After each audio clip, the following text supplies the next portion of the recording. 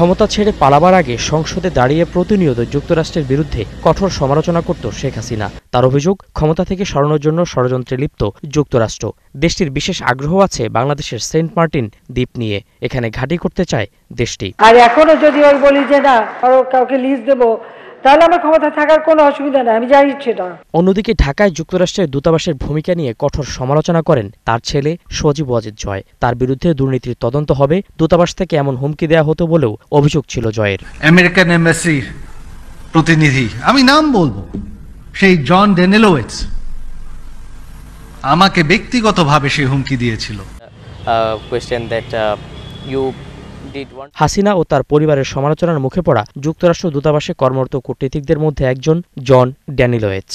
তার মতে, যুক্তরাষ্ট্রের বিরুদ্ধে কথা বলে মূল ঘটনা থেকে মানুষের দৃষ্টি সরাতে চাইতো Sheikh Hasina. So for example, when it comes to the events of August of 1975 and the assassination of the former Prime Minister's father, again, she and others in her party are very quick to blame the United States for that. So there's a whole conspiracy theory industry around the events of August 1975. And then if you look at other events over the years, whether it was the grenade attack involving the former Prime Minister, whether you look most recently at the events of last summer, that the former Prime Minister and her supporters tend to see or blame the United States for this.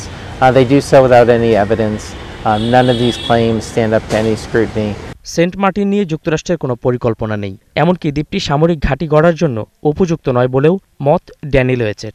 Anyone who knows anything about security or about military know that St. Martin Island is in no ways the ideal location for the U.S. to have a military presence.